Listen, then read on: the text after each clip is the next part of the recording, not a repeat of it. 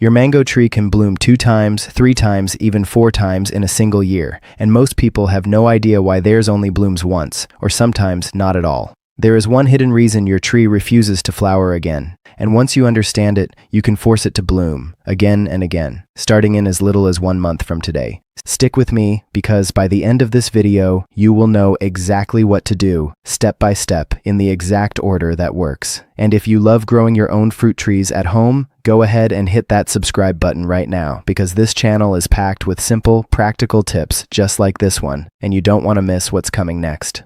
Let me show you what is possible first, so you know this is real, and not just talk. I took a mango tree that had not flowered in almost 2 years. It looked healthy. It had thick green leaves. It had strong branches, but it was stubborn. It refused to bloom no matter what I did, no matter how much fertilizer I gave it, no matter how much I watered it.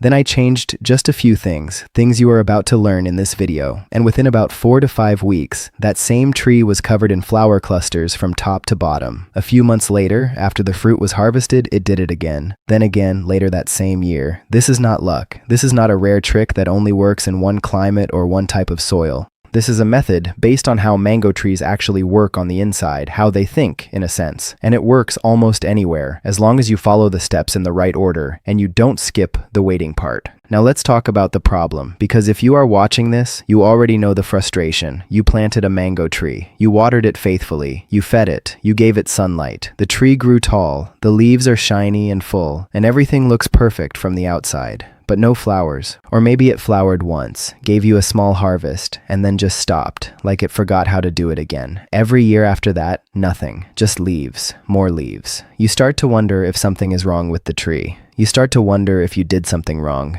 You check online, you see 100 different opinions. Some people say add more fertilizer, some say add less, some say just wait, it will happen eventually, some say it's the wrong variety for your area. Meanwhile, your tree just keeps growing leaves and never gives you fruit. You walk past it every day, hoping today is the day you see something different, and every day it looks the same. This is one of the most common complaints among home growers, and it is not because the tree is broken, and it is not because you did something wrong. It is because of one simple thing that almost nobody explains clearly, and that's exactly what we're going to fix today. Here's the real reason your mango tree is not blooming, and I promise this is easy to understand. No science degree needed. A mango tree has 2 modes. One mode is called growth mode, and the other is called bloom mode. In growth mode, the tree is focused on building leaves, branches, and roots, basically making itself bigger and stronger. In bloom mode, the tree shifts its energy toward making flowers and fruit, basically making the next generation. The tree cannot do both at full power at the same time. It has to choose. Most people don't realize that constant watering, constant feeding, and warm, comfortable conditions actually keep the tree stuck in growth mode forever. The tree feels safe, it feels comfortable, it feels like there's no hurry, so it just keeps making more leaves instead of flowers. Here's what actually happens in nature. In the wild, mango trees go through a period of stress, usually a dry season or a slightly cooler period, where growth naturally slows down. That stress is actually a signal to the tree. It tells the tree, conditions are changing, resources might get harder to find soon, now is the time to reproduce, now is the time to make flowers before it's too late.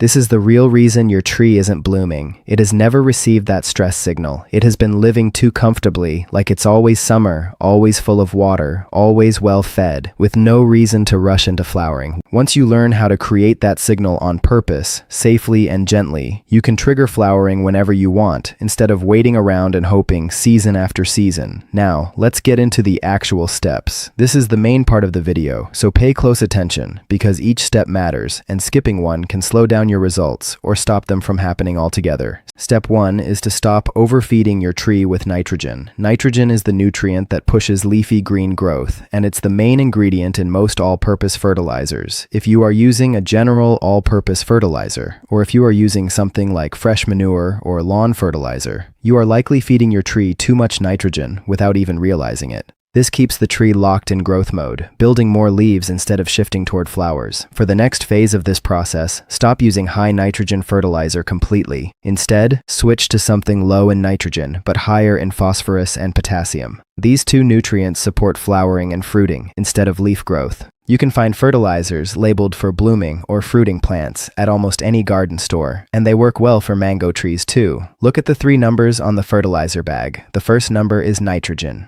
For this phase, you want that first number to be low and the other two numbers higher. Step 2 is to give your tree a rest period. This means cutting back on watering for a few weeks. I know this feels wrong because we are trained to think more. Water is always better for a plant we care about. But remember, the tree needs to feel a bit of stress to switch into bloom mode. Reduce your watering schedule so the soil is allowed to dry out somewhat between waterings. Do not let the tree wilt completely or suffer. That is too extreme and can actually harm it. You are just aiming for a mild dry period, similar to what happens naturally in a dry season in its home climate. This mild stress tells the tree that conditions are changing and it needs to think about reproducing rather than just growing bigger and taller. If you're growing your mango in a container, this step is even easier to control since you can simply water less often and watch the soil surface for dryness.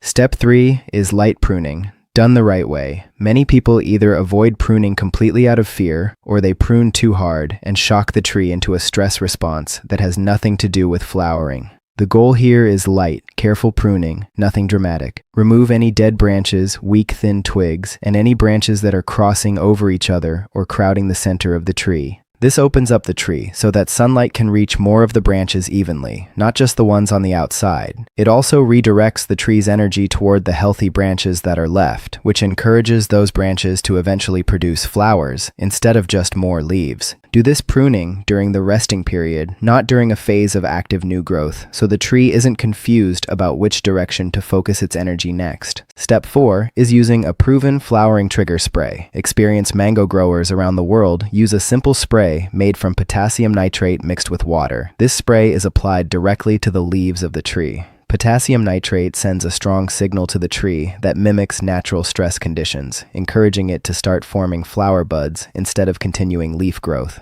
You apply this spray to mature, hardened leaves, not to young, soft new growth, because young leaves are still busy growing and won't respond the same way to the signal. A light misting over the leaf surface is enough. There's no need to soak the tree. This step is one of the most powerful tools you have, and it is used commercially by mango farmers on huge orchards for exactly this purpose, just on a smaller scale for your home tree, in your backyard, or patio. Step 5 is managing sunlight and temperature exposure. Mango trees need strong, direct sunlight to trigger flowering, more than most people realize. If your tree is sitting in partial shade, or if it's crowded by other plants blocking the light, it may never get the signal it needs, no matter what else you do. Make sure your tree receives as much direct sun as possible, ideally 6 or more hours a day. If you are growing in a pot, consider moving it to the sunniest spot you have during this process, even if that means relocating it for a few weeks. Cooler nights also help trigger blooming in many mango varieties, so if you live somewhere with a noticeable temperature drop between day and night, that natural cooling is actually working in your favor during this stage, and you don't need to do anything extra for it. Step 6 is root stress, which is an advanced but very effective trick used by experienced growers who want faster or stronger results. This can be done through light root pruning or through a technique called trunk banding, where a small ring of bark is carefully removed around a section of the trunk or a major branch. This slows down the movement of sugars produced by the leaves, causing them to build up in that area instead of flowing freely through the whole tree. This buildup acts as another strong signal that tells the tree to shift energy toward flower production. If root pruning or trunk banding feels too advanced for you right now, you can skip straight to the next step and still get strong results using just the earlier methods. But if you want to accelerate the process even further, this is a technique worth learning and practicing carefully. Step 7 is patience combined with consistency, and this is honestly the step most people fail at. After you apply these methods, the tree does not bloom instantly, no matter how badly you want it to. It typically takes around 3 to 5 weeks for the first flower buds to begin appearing, depending on your climate, your tree's age, and the overall health of your tree.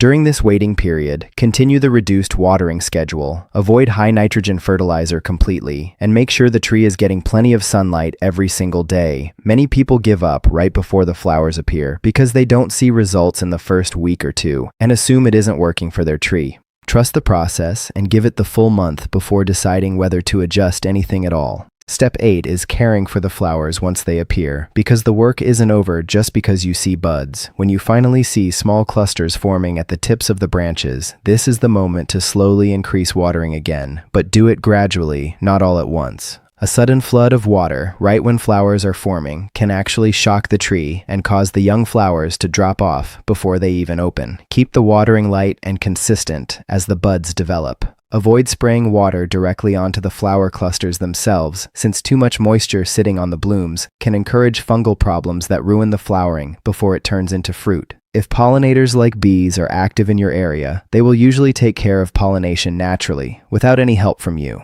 If you are growing indoors or in an area with very few pollinators around, you can gently shake the flowering branches or use a small soft brush to help move pollen between the flowers by hand.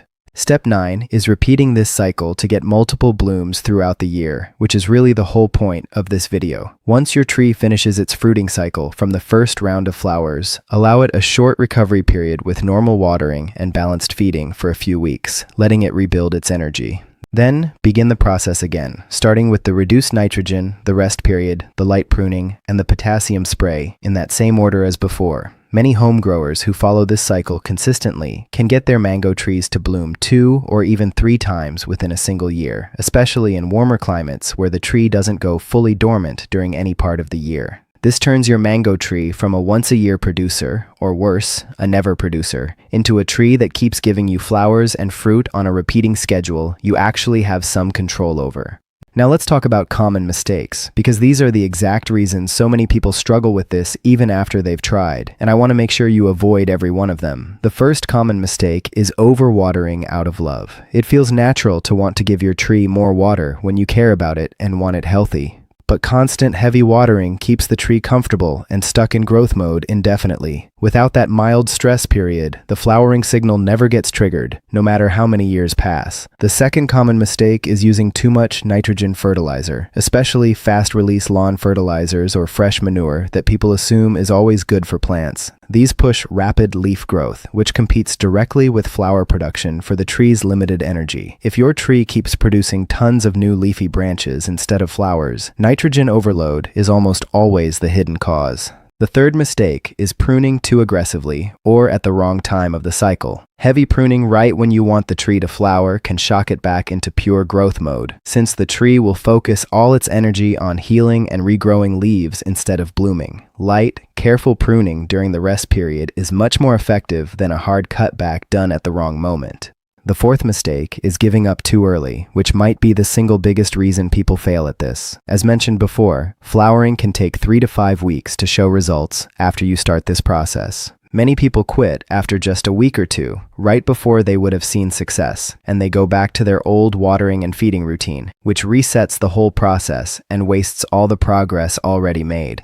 The fifth mistake is ignoring the tree's overall health before starting this process. If your tree is dealing with pest problems, nutrient deficiencies, or poor soil drainage, forcing it to bloom without fixing those underlying issues first can weaken the tree further instead of helping it. Make sure your tree is generally healthy, with no major pest or disease issues, before you begin the stress and trigger method, so it has enough strength to actually produce flowers and hold on to them. The sixth mistake is applying the potassium nitrate spray on young, soft leaves instead of mature, hardened ones. Young leaves are still in active growth mode and won't respond to the flowering trigger the same way older, fully developed, darker green leaves will. Always check that the majority of your tree's leaves have hardened and darkened in color before applying this spray for the best possible results. The seventh mistake, one people rarely talk about, is doing these steps randomly instead of in order, or doing only one step and expecting the same results as doing all of them together. Skipping the rest period, but still spraying potassium nitrate, for example, often gives weak or inconsistent results because the tree is getting a mixed signal, part stress and part comfort at the same time.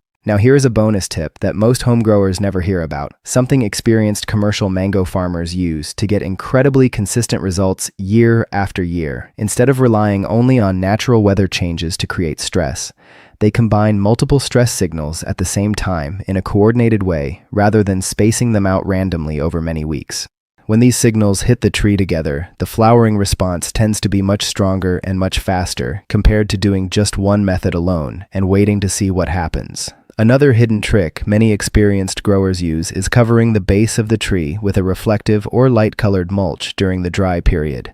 This slightly raises the soil temperature and increases light bouncing back up into the lower branches, which can help trigger even more flower clusters lower down on the tree, not just at the very top where sunlight naturally hits first. Small details like this are often the difference between a tree that flowers a little bit near the top and a tree that becomes absolutely loaded with blossoms from top to bottom. One more thing worth mentioning, since a lot of people ask about this in the comments. Mango trees grown from seed can take several years before they are mature enough to flower at all, no matter what method you use or how perfectly you follow these steps. If your tree is still very young, these techniques will still help once it reaches maturity, but don't expect a 2-year-old seedling to suddenly burst into bloom just because you followed these steps this month. Grafted mango trees, on the other hand, tend to reach flowering maturity much faster, sometimes within just a few years of planting, which is why most serious growers prefer grafted trees if their main goal is consistent, repeated flowering and fruiting sooner rather than later. If you're not sure whether your tree is grafted or grown from seed, check near the base of the trunk for a slight bend or scar line, which usually shows where the graft was joined. It's also worth mentioning that container-grown mango trees can actually be easier to control with this method than trees planted directly in the ground. Since you control the pot, you control the water more precisely, and you can move the tree into full sun exactly when needed. If you're growing your mango on a balcony, patio, or small yard in a container, don't feel like you're at a disadvantage. In some ways, you have more control over the whole process than someone with a large tree in open ground. So let's bring this all together. Your mango tree is not broken, and it is not being stubborn on purpose, and it is definitely not your fault. It simply hasn't received the right signals yet because nobody ever told you what those signals actually are. Once you reduce the nitrogen, give it a proper rest period, prune it lightly, apply a potassium trigger spray, manage its sunlight, and stay patient through that first month, you are giving your tree everything it needs to shift out of growth mode and into bloom mode, naturally and safely. This is the exact hidden reason so many mango trees sit there year after year, covered in leaves but never in flowers, and now you know exactly how to fix it, step by step, in an order that actually works. This process is not complicated, it does not require expensive equipment or rare tools, and it works whether you have one tree in a backyard, one tree in a container on a patio, or several trees in a small orchard. If you try this method, I would genuinely love to hear how it goes for you. Drop a comment below and let me know when you start seeing those first flower buds appear, because for most people, that first sign of success shows up right around the 1-month mark, sometimes a little sooner. If this video helped you understand your mango tree a little better, do me a favor and hit that subscribe button and turn on notifications so you don't miss the next video, where we'll go even deeper into helping your mango tree hold on to its fruit all the way through to harvest, instead of dropping it early like so many trees unfortunately do. Thanks for watching, and I will see you in the next one.